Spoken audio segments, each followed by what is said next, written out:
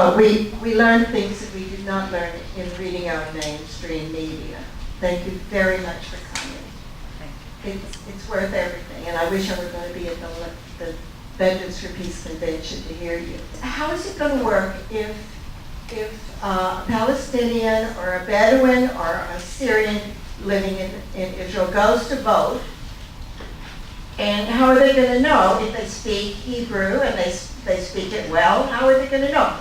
Does it have the same, this law, does it have the effect of a constitution? Is it that it is like a constitution, that it can be changed like the other constitutions? And the question I have for you, would you speak a little about this new movement that I just read about this past week, the Just One State? They had a meeting and it became public, and several people were speaking. Elad Parfait, I remember, was one of them. I don't remember the names of the others. I would love to hear you discuss that a little bit. The first time I heard Arabs were in Israel, and we asked for Palestinian. It was 2010. I was with a good Jewish friend of mine in Tel Aviv, and we went to Jaffa. My friend asked, "Where are the Palestinians?" And the woman acted as if she didn't know what it was. We were from Mars or someplace. And then my friend said, "Arabs."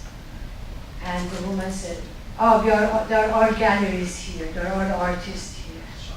And that was what I knew about imperialism, colonialism, and reducing people to nothing. And since then, I have been offended every time that I hear calling Palestinian Arabs. That's why they say there was no Palestinian, there was no Palestine. And I think we should all stop saying Arabs in Israel.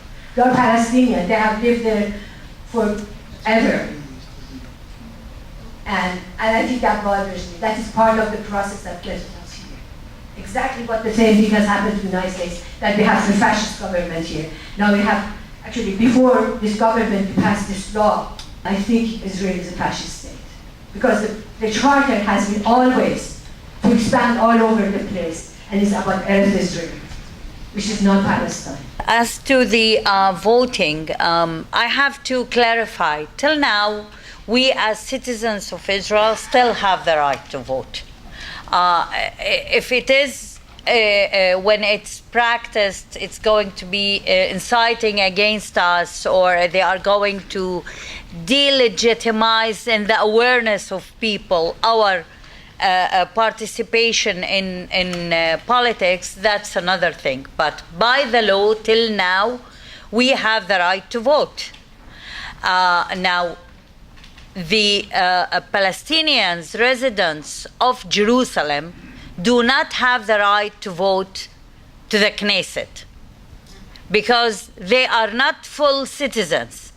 You know, the city is unified, and unified, of course, by the Israeli law. The city residents can vote for the municipality, but they cannot vote for the Knesset. The same with the Syrians in the Golan Heights, because the main idea is to annexate the land, not the people. Of course, we don't want them to annexate the people. We don't want to annexate the land. We think that both the Syrians in the Golan Heights and the residents of Jerusalem are under occupation, and they should not be citizens of Israel. But they cannot vote. What stays is the Palestinian citizens of Israel, those who have the right. We have the right to vote. How they know when you come to vote? Because voting happens inside the localities. And if you don't know, in Israel, since 1948, since the Nakba, there were more than 700 new localities built, all Jewish. And we are concentrated in our historical villages and towns that survived in Nakba, because more than 450 villages and towns were ruined through Nakba in 1948. What is left, that's where we stay, and that's where we vote. So they know exactly who is voting where. That's how they know it. But till today, we have the right to vote. Nobody knows what happens in the future. By the process we are starting, to tell you the truth, I'm not sure what's going to happen. About Arabs and Palestinians, I usually say, there is a terminology used by the State of Israel. We are called the Israeli Arabs. And we always say very clearly, we are not the Arabs of anybody. We are by our own, and we are Palestinians. And the word Israeli Arab was meant politically to create like a new identity where we are separated from our own people. We are separated from our original identity as part of the Palestinian people in order to create a new creature that is called Israeli Arab, has his loyalty to his to the state. And what is left from that identity is not the national part, but the cultural part. We speak Arabic, we dance like the Arabs, we eat like the Arabs. That's the kind of identity they wanted to create in the beginning. That's why when you come to Israel, you will, most of the Jewish citizens hear about the Arabs and not the Palestinian citizens of Israel. About the just one state, as I said in the beginning, there is a group of intellectuals, Palestinians and Israelis, who are trying to raise the vision of creating a one state that is secular on the whole the land of 1948 and 1967, meaning the whole historical Palestine, and it would be a state, democratic, secular, for all of the residents of the two territories. This is a kind of a vision. This is a movement that is mainly, it's not a mass movement, it's more intellectuals who are coming together and trying to think about different solutions out of feeling that the two-state solution has disappeared and there is no way to implement it. I think differently. I think we are in the last phase where we can secure the two-state solution. And I think instead of being busy of strategizing for another 70 years, I want to struggle now and to bring the solution now. I was curious to know what is the position of your party to BDS, and would your party ever consider withdrawing from the Knesset in protest for this new apartheid legislation? For many years, Ethiopian Jews have claimed discrimination, including those who are active members in the IDF. I would like to know if there's ever been, or if they have planned, any proposal of any kind of an alliance between the Palestinians and the Ethiopians. I don't know the number of their population, but they are obviously, I entirely believe their claims of discrimination, and certainly Palestinian claims. I would think this might be a natural alliance for the present and the future. If it's being considered, I'd like to know anything about that.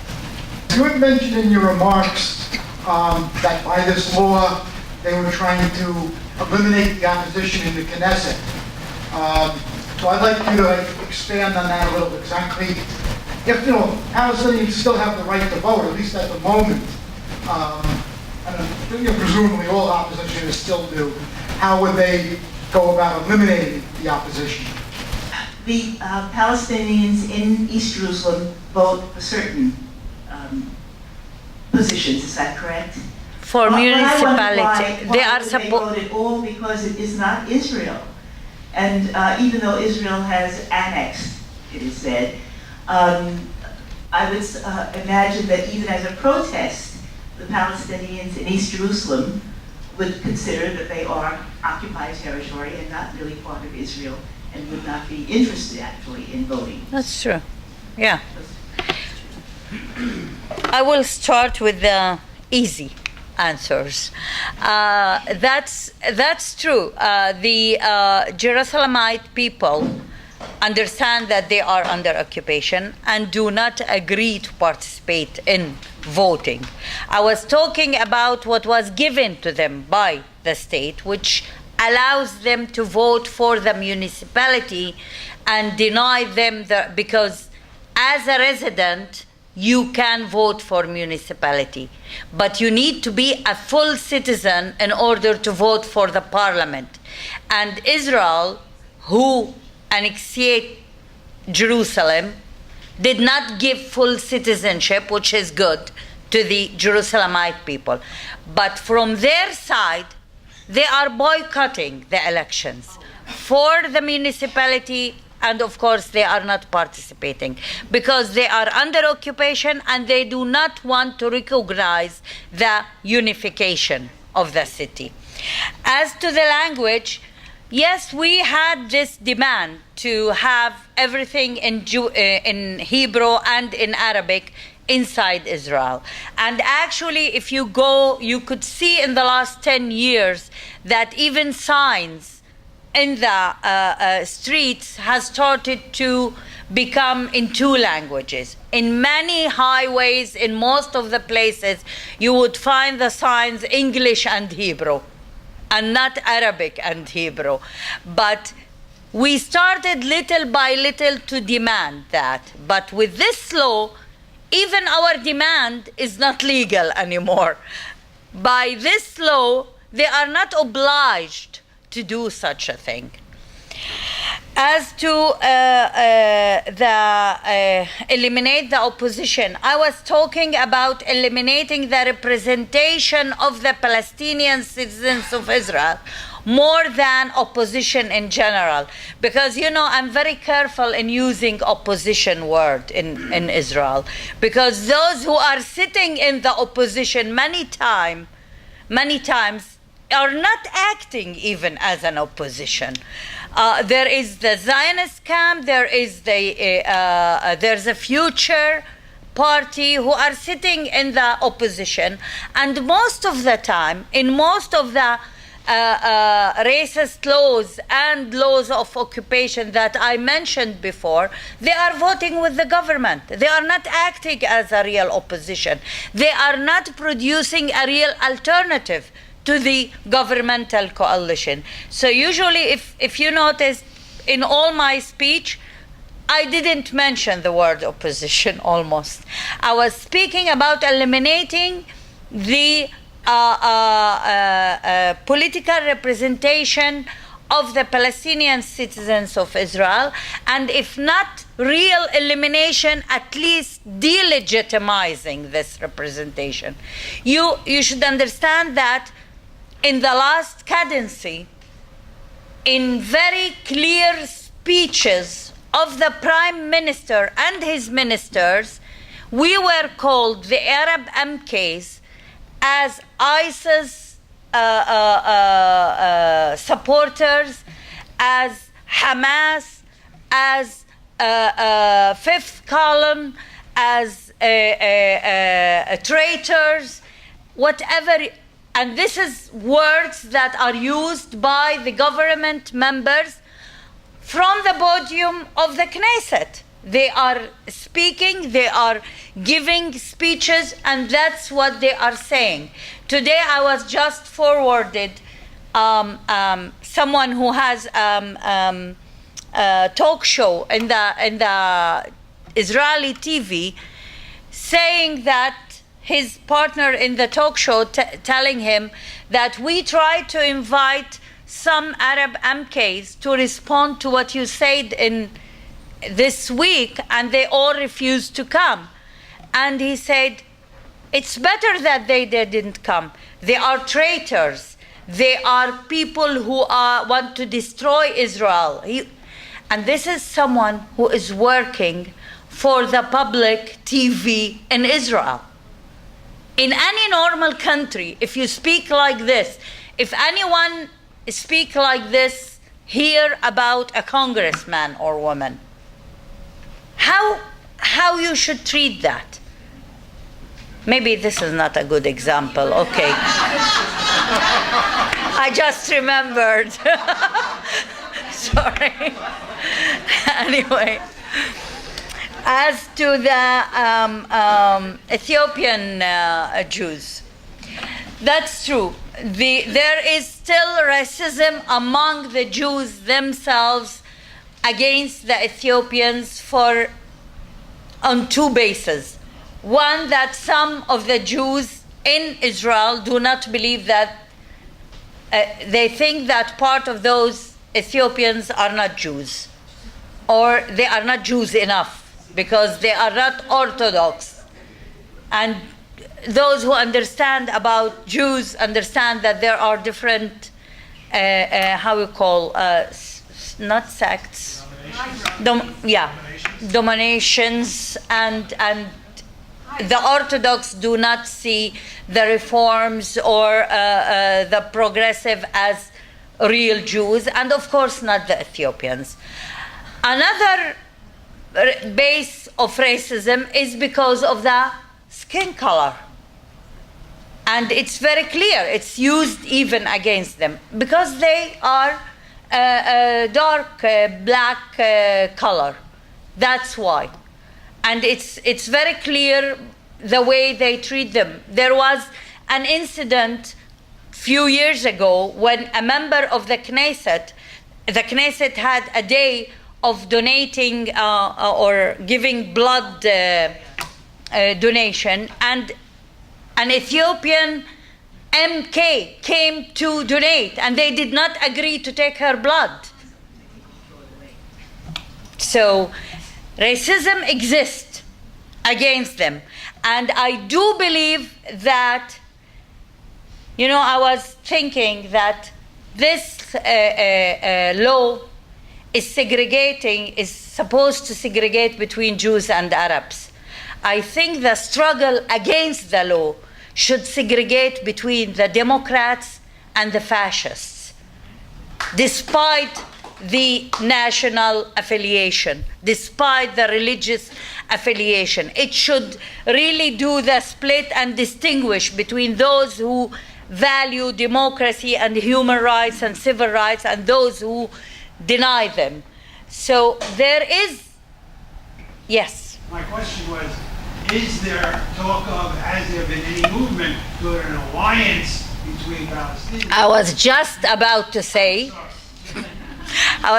because I believe this struggle should do that, we need to try to bring with us as more people who suffered from discrimination, understand what does it mean to be victim of racism, and is willing to struggle for this democracy. From our side, we want everyone, the Mizrahi, the Ethiopian, the Russian, to be part of that struggle. It's not that easy, because the Ethiopians believe, most of them, the Jewish Ethiopians believe that their way to become real Israelis is their Jewishness, more than anything else. And that's why it's not easy. You have to understand also that there are a lot of stereotypes and prejudices that were built over the years and segregate people. And we are trying to bridge those gaps. Actually, one of the really good relations of work that I have in the parliament is with the Ethiopian MK who is sitting in the parliament. But this is not yet, I cannot say it is a wide coalition. We are trying to build something there. BDS and withdrawing from the Knesset. My party is very clear about BDS to anything that is related to occupation and settlements. As to Israel in general, we did not, at least till this law, believe that we as a party who exists in Israel, can call the world to boycott Israel in general. We believe that we need to target the occupation, we need to target the settlements. I think as someone who is sitting in Israel and have different means to struggle, I understand that any occupation, if it doesn't become costly to the occupier, it doesn't stop. Occupation should be costly, and the occupiers should pay the costs of being occupiers. I believe that the world, you as a solidarity movement in the world, maybe you don't have a lot of tools to make the occupation costly for the occupiers. One of the big tools that were created among the movement in the world is the BDS. In my opinion, now we need to ask ourselves, because we know how BDS movement against the apartheid regime in South Africa contributed to the collapse of that regime. We need today, if we are defining the new law as officially starting the apartheid regime in Israel, we need to evaluate again how we are going to react to the BDS. It's not that we are against it at all. At the contrary, I think this is one of the great tools that is used today. And I think that the Israeli government understands that it's starting economically to pay a price because of this. But I feel a little bit restless to sit in the Knesset and to be fighting inside Israel and to ask you to do the boycott. Okay? Really, I mean, this is how I'm dealing with it. Did we consider withdrawing from the Knesset? To tell you the truth, no. Now, no. This is exactly what they want. This is exactly what the right fascist government want to erase us from the map, want to get us out of the political arena. And we are not going to give it easily up. If they want to kick us out, let them do it in the hard way. And let the world see the Israeli government or Knesset doing this to a minority. This is one of our ways also to reveal the reality of the situation. If they have legislated, the Knesset have legislated the, how we call the law? The law that give the MKs the possibility to suspend another member of the Knesset. This law, the members of the Knesset can vote and kick out someone who has been elected to the Knesset. And we said very clearly, when it was legislated, also people said, why don't you withdraw from the Knesset? And we said no. Every time they need to suspend one of us, we're going to make an issue out of it. And we will make the world look at it and see how we are treated and use it as a tool of resistance instead of withdrawing and sitting away. That's how we look at it. When I was elected in the Knesset, I didn't have any illusion that I'm going to a fun career.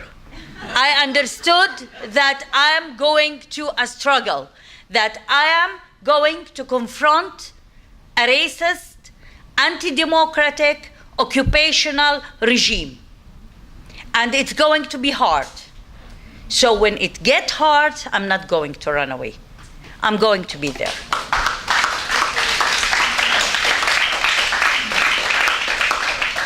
First, I have to thank you for your clarity and your humor, which is so heartwarming in these very disappointing times. A mechanism of survival. My humor is a mechanism of survival.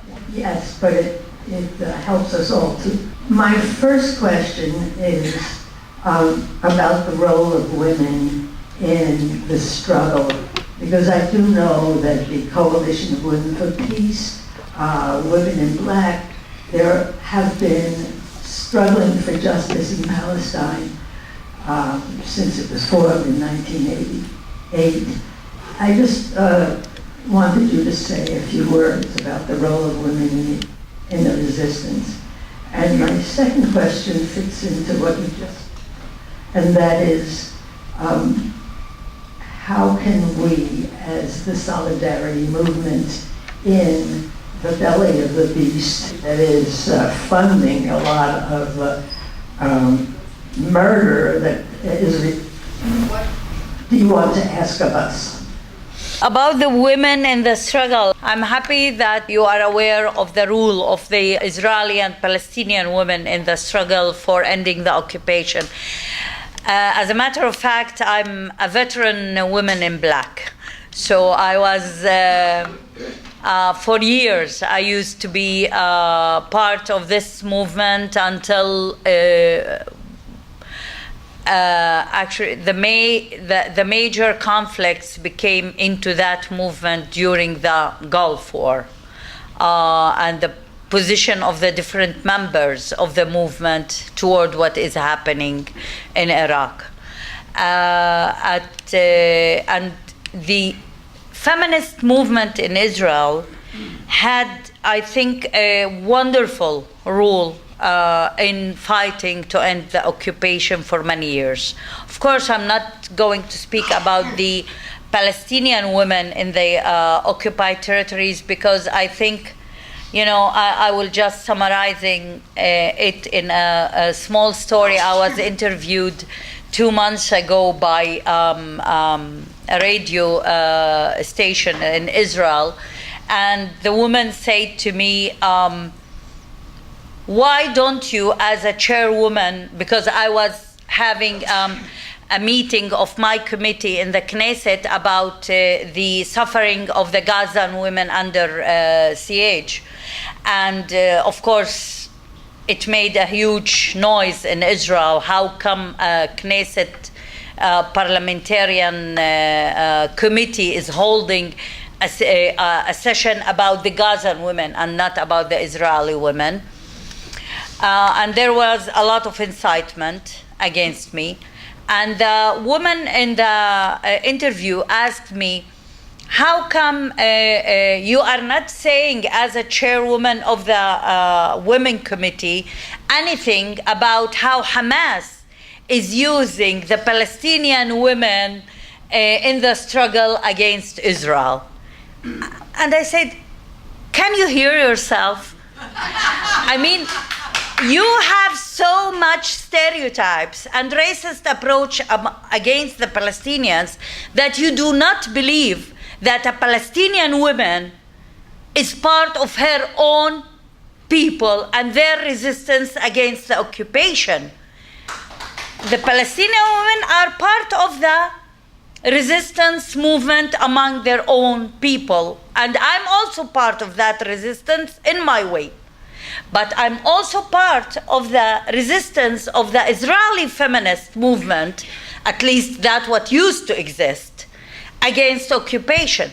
The first meetings historically known among Palestinians and Israelis, when it was forbidden to meet, happened. First it happened between the communist Israelis and the PLO, and later on among the women. Women organizations used to meet in Europe secretly and used to fight against the occupation. The women in black, the four mothers, the different group women, the Coalition of Women for Peace also had their share in that. For my regret, as part of shifting to the right in the whole Israeli society, the feminist, the so-called, I'm saying, because you cannot be a feminist and support wars. This is at least what I understand from feminism.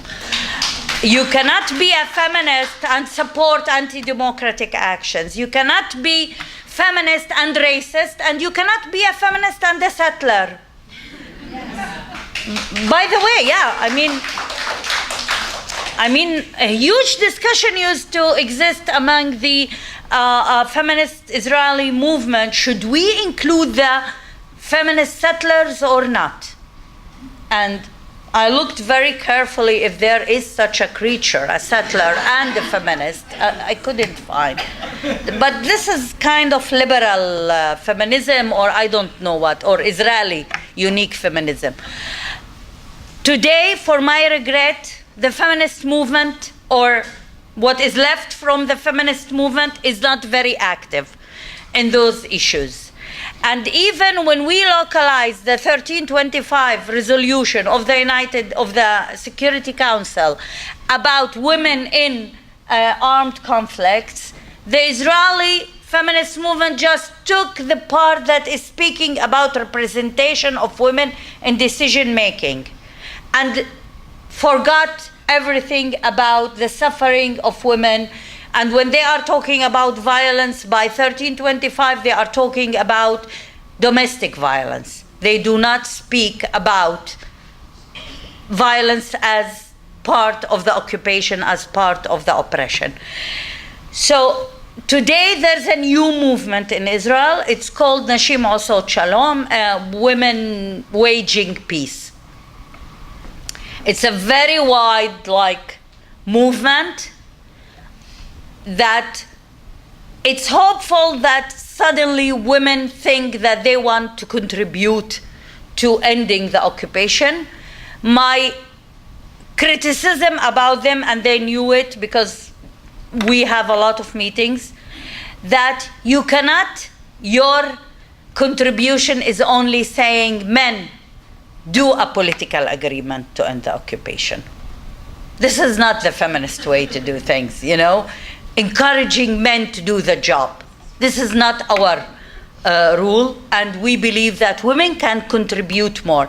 It's good to have that movement after years of having nothing, almost. But without politicizing this movement, the feminist movement will not be back again really influencing the situation. This is at least what I believe, because this movement is including also women from the settlements. It's including Palestinian, Arab, and Jewish women. Very wide spectrum, from the left, from the right, from everywhere. And their main slogan is, do a political agreement to end the conflict. This is the only thing they agree on. There are still women in black groups that are going to the Bedouins. There is women in black in two places, in Jerusalem and in Haifa. And I know them personally because, as I told you, I was part. There is a coalition of Women for Peace. They are doing very good work on BDS, on cost of occupation, etc. But as I told you, as popular mass movement, today, for my regret, this is the main thing that is existing. And in my opinion, it's not enough. We need to do something different. U.S. solidarity, what do I want? First of all, I would like to say that to thank you for coming and listening and getting interested to understand what is the situation. For me, each one of you is an ambassador for this solidarity in your own society, to bring the word to your society. Second, I think it's very important. You mentioned the relation between the United States and Israel, and the support the Israeli government and the military and financial aid given to Israel. I think it's part of your solidarity with us is your struggle to change the situation here. This is the best thing you can do for us, I think. I was looking for, when I was protesting with my colleagues, with my people in front of the new embassy in Jerusalem, I would have loved to see demonstrations over here saying, not in our name, don't do that. In our country, we produce every day another opportunity for you to solidarity with us. So please don't hesitate, do it in any way you think it's crucial. I'm wondering if there have been attempts to silence you or remove you from the Knesset, and do you anticipate any trouble when you return? It's very difficult to silence me.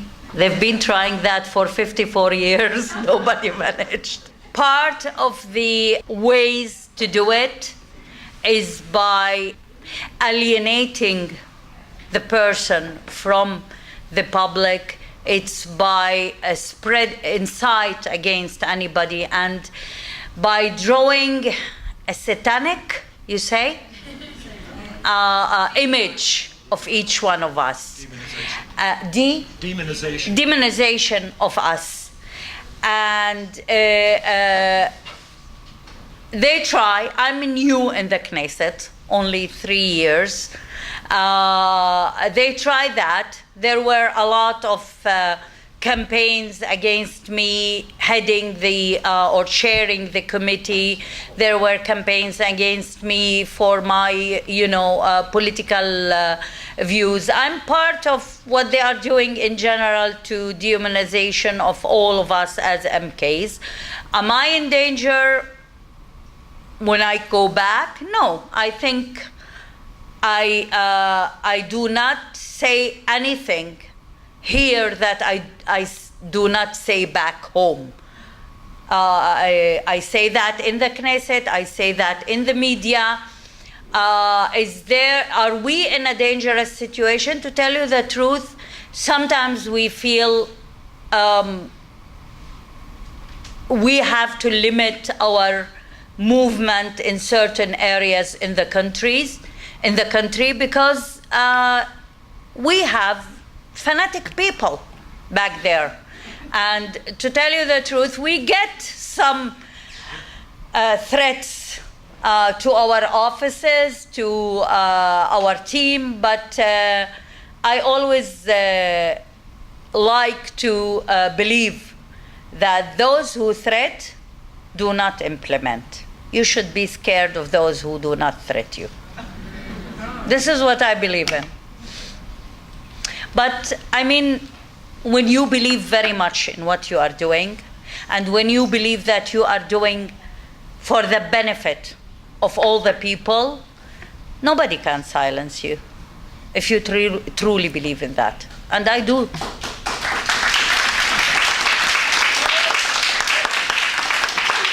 Thank you. I've been talking 2 hours and they've been listening 2 hours. That's good questions. Thank you. Okay, let's hear it again for Aida as she begins her U.S. tour.